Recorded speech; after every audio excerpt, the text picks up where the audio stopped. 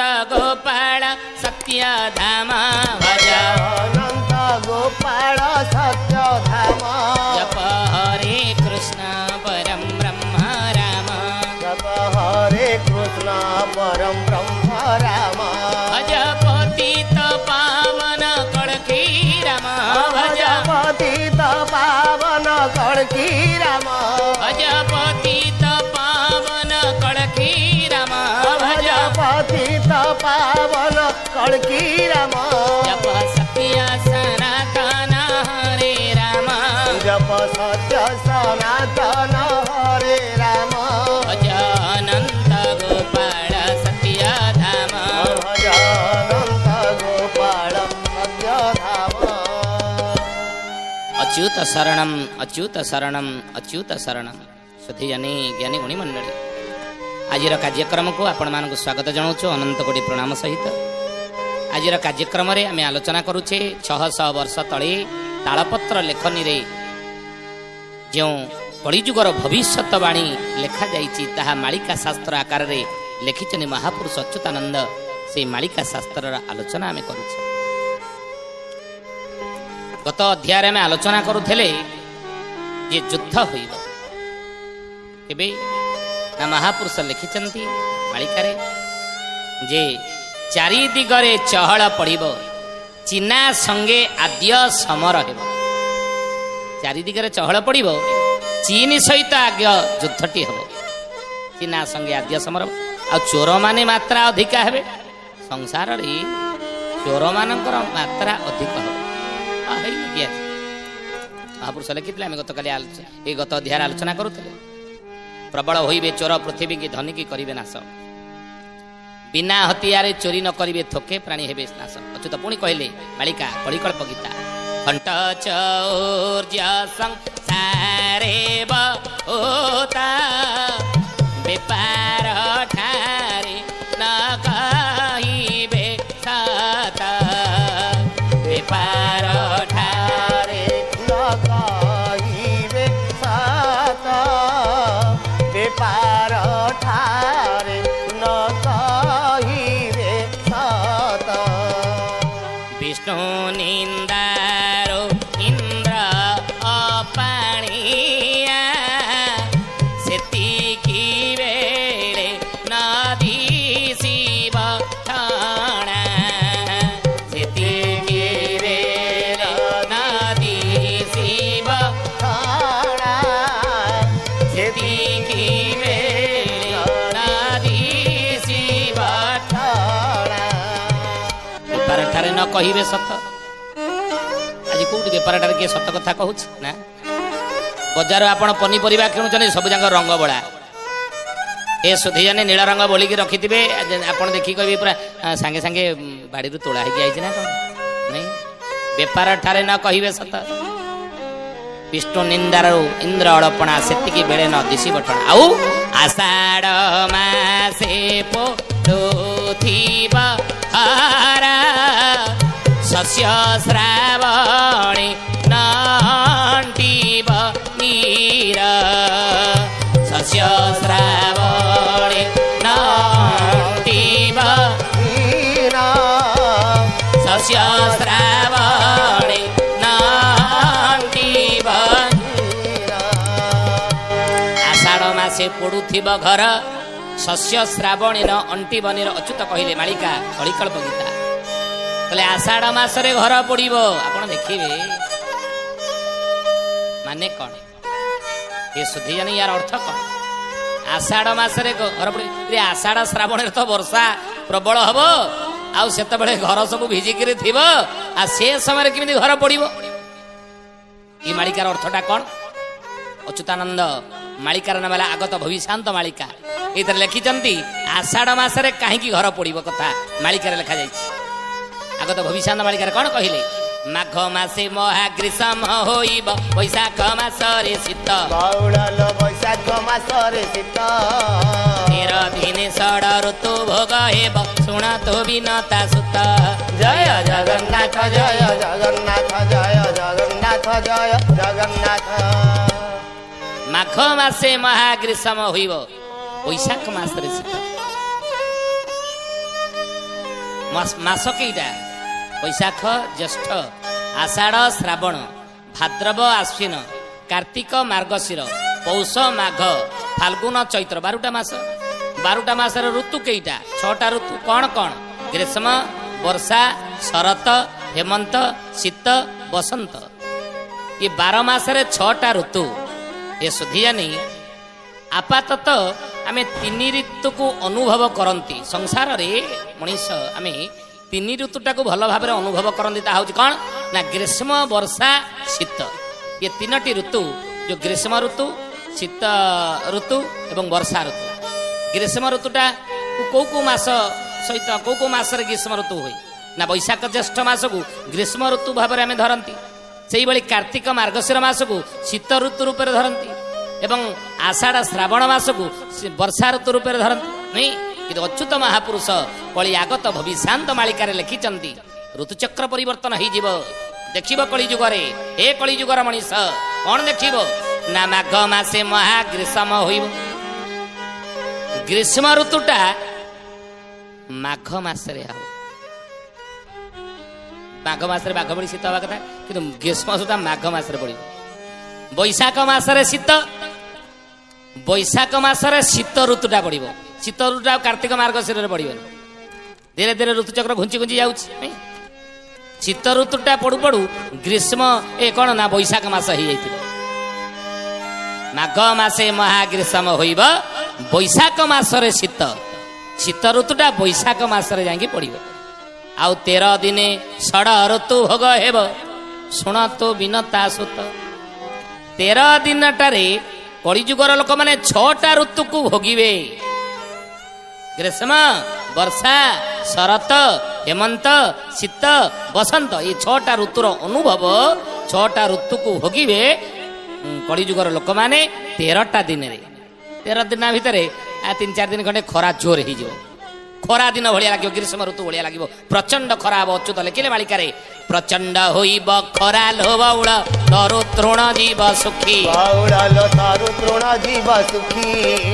କଳି ଯୁଗ ସେତା ଏହା ହିଁ ହୋଇବ ମାଳିକା ଯାଉଛି ଲେଖି।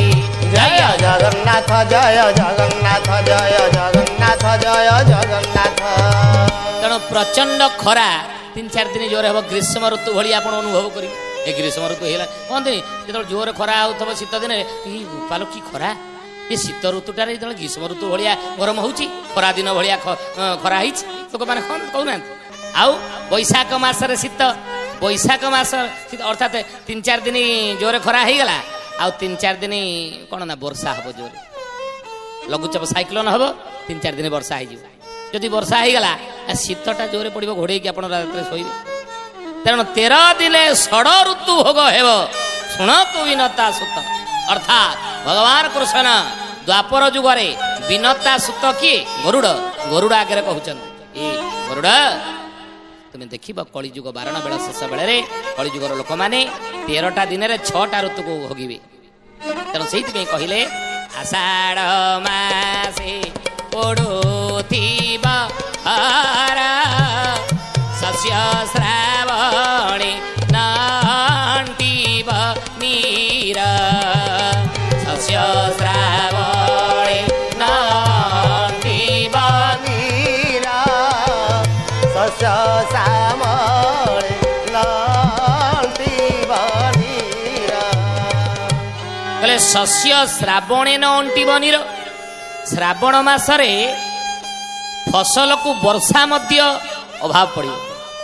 ଫସଲକୁ ବର୍ଷା ଅଣ୍ଟିବ ନାହିଁ। ଆଷାଢ଼ ଶ୍ରାବଣରେ ବର୍ଷା ଋତୁଟା ଆଷାଢ଼ ଶ୍ରାବଣ ମାସ ଜୋରେ ବର୍ଷା ହୁଏ। କହନ୍ତିନି ଧାରା ଶ୍ରାବଣ ମାସ। ବର୍ଷା ସେମିତି ଲାଗିକି ଧାରା ଶ୍ରାବଣ ଲାଗିକି ରହିଥାଏ ଶ୍ରାବଣ ମାସରେ। କିନ୍ତୁ ଅଚ୍ୟୁତାନନ୍ଦ ମହାପୁରୁଷ ମାଳିକାର ନାମ ଶିବକଳ୍ପ ନବଖଣ୍ଡ ନିର୍ଘଣ୍ଟ କ'ଣ ଲେଖିଲେ ଏଥିରେ କ'ଣ କହିଛନ୍ତି ନା ଶ୍ରାବଣ ମାସରେ ଭାଙ୍ଗିବ ନଡ଼ିଆ ବୈଶାଖେ ଫୁଟିବ କଇଁ। ବାଉଡ଼ାଲୋ ବୈଶାଖେ ଫୁଟିବ କଇଁ। କୋଚର ଦଣ୍ଡାକୁ ଚଷିଥିବେ ଚଷା କର୍ମକୁ ବରଜି ଦେଇ। ଆଣି ଚାଉଳକୁ କାହାଣେ କୁଣିଆ ନିର୍ମାଲ୍ୟ ପଡ଼ିବ ତୁଣ୍ଡେ। ବାଉଡ଼ାଲୋ ନିର୍ମାଲ୍ୟ ପଡ଼ିବ ତୁଣ୍ଡେ। ଛତିଶ ପାଟକ ଭିକ୍ଷା ମାଗି ଯିବେ କୂଳ ଭୁଆ ଶୁଣି ଦାଣ୍ଡେ। ଜୟ ଜଗନ୍ନାଥ ଜୟ ଜଗନ୍ନାଥ ଜୟ ଜଗନ୍ନାଥ जय जगन्नाथ बोलिए महापुरुष अच्युतानंद जी की जय ज्ञानी गुणी मंडली शुद्धि जानी महापुरुष कही श्रावण मासरे भांगिब नढ़िया बैशाखे फुटिब कई कहले श्रावण मासरे भांगिब नढ़िया आने कौन नढ़ियाटा कौन आषाढ़ भांगुना ना कार्तिक भांगुना ना गणेश पूजा दिन भांगुना ना सरस्वती पूजा दिन भांगुना ना दुर्गा पूजा दिन नढ़िया भांगुना खाली श्रावण मासरे नढ़िया भंगा हम आ अर्थ कौन ना श्रावण मासरे भांगिब नढ़िया अर्थात आषाढ़ श्रावण वर्षा प्रबल ही माटी सब नरम होगी थाए ये मालिकाटीर अर्थ कौन ये पदटीर अर्थ ना श्रावण मासरे अच्युत लिखिले मालिकारे वर्षा अभाव रहिबो वर्षा हब नाही जहा फल कि वर्षा अभाव श्रावण मासरे माटीटा एते टाण होगी थिबो जे नढ़ियाटा पिटी देले सेथरे भांगी जीवो आ वैशाखे फुटिबो कई वैशाख मासरे आपण अनेक देखी सारिबेणी नदी नाल रे कई फुटिबार वैशाख मास कई फुटुची नदी नाल अर्थात वैशाख मासरे होइब बन्या वैशाख मासरे बन्या महापुरुष लिखते आमर कथा नहीं तेणु हे ज्ञानी गुणी मंडली श्रावण मासरे भांगिब नढ़िया बैशाखे फुटिब कई आ गोचर दंडा को चसी जीवे चषा धर्म को बरजी दे अनाबादी गोचर लोक मानिबे नाही अनाबादी गोचर लोक चषिबे तेणु महापुरुष से कथा कहले बाबूरे आषाढ़ मासे पड़ुथिब घर शस्य श्रावणे न अंटिब नीर श्रावण मासरे शस्य फसल को नीर कले पानी अंटिब नाही आउ निरेख हेबे जेबे चासी ओळा निश्चय जानिब आसिला बेला निश्चय जानिब आसिला बेला निश्चय जानिब आसिला बेला निरेख हेबे जेबे चाषी कूल निश्चय जानिबा आसिला बेल काला आसी पहुंचला तेणु आम आलोचना करुले कौन ना चोर माने मात्रा अधिका हे चारि दिगरे चहल पड़ो चीना संगे आद्य समर हेब चाइना प्रथमे युद्ध कर भारत पर आक्रमण करी आउ चोर माने मात्रा अधिका हे एटीएम ताड़िकी पैसा नहीं जाऊना आजिकल गाड़ी डिक्की भांगी पैसा नहीं जाऊना बेकुरु चेन छिंडिकी रास्तार नहीं जाऊना पटिकी मोटरसाइकेल पड़ुन स्त्री लोक मैंने मेट्रो सिटी रे गोटे स्त्री लोक सकाळु मॉर्निंग वॉक करुले दी जण सांग होइकरी दी जण मोटरसाइकेल आसिले जनक बेकुरु चेन छिंडेकी से नहीं पड़ेगला जहाँ बेकुरु चेन छिंडेकी नेला सी पार्टी कौन कर बड़ पार्टी कौन कर पाखे स्त्री लोकटी बड़ पार्टी चिल्ला ही निगला निगला धर धर धर चोर चोर चोर जहाँ बेकुरु छिंडेकी नेला से पार्टी मार भाई चुप पार्टी बंद कर लोक एगना जमा हो गदा हो पाखे जो स्त्री लोकटा चल चल जाता सागर से हाँ ता बेकुरु चेन छिंडा कि नहीं गले चोर सी बड़ पार्टी चिल्लेबा कथा बड़ पार्टी चिल्लेबा कथा डाक पकड़ा कथा सी चुप रही मुझे चिल्लाऊँ मो पार्टी सी माटी बस बंद करुच्ची हाँ मोर कौन जाऊँगी कोटिपति बोधे होता ना कौन चेन बहुत 10-12टा खंडे थी से चुप ही अच्छे हाँ मुझे कहीं चिल्ला हूँ ना ना मुझे चुप हो रोचे चुप हो चलला कि बाट जाइए से दी जन चोर मोटरसाइकेल पुणी फेरले 5 मिनट पर फेरिकी जी चेन छिंडेकी नहीं जहाँ बेकुरु से लोकटी चेन धरिकी से चोरटी जहाँ बेकुरु छिंडेकी नहीं मुँह को फोपाड़ा नकली पिंधिकी सकाळु एते छई देखिकी दी जन बोलुच ए द्वितीय स्त्री लोकटा जी बड़ पाटे चिल्लाई सी जानीगला कहला बड़ पाटे मुझे चिल्ला बेले कहीं मो पार्टी की बंद करके बसला ता बेकुरु चेन छिंडा है से कहीं चिल्लाई नथला ये द्वितीय स्त्री लोकटा जानिदेला तेणु महापुरुष से कहले प्रबल चोर संसार देखो रास्ता घाट सुरक्षित आप पैसा पत्र नहीं कुआड़े जापरे चोर माने मात्रा अधिका हेबे सबू थाई स्वभाव चोरी कर चाकिरिया माने फेरस्त जीवे चाकिरिया माने सब फेरिकी जी विभिन्न जगह आप देखु प्राइवेट हो गवर्नमेंट हो सब जो सब चाकिरिया माने थे सरकार छटई कर प्राइवेट कंपनी माने छटई कले नाई नाई नाई पोस्ट फांका नाई छटई कर चाकिरिया माने फेरस्त जीवे चौहान थी से देते है विश्वासघात की भूरी श्रवासेत जन्म सुर अंशे जे तेणु युद्ध हम चीन आक्रमण करे महापुरुष लिखिले कहले एथको विचारी शासन कर केतुमाला ठारे आसान कर विश्वासघातक अटई चीना चोटी काटी देव से बेले सी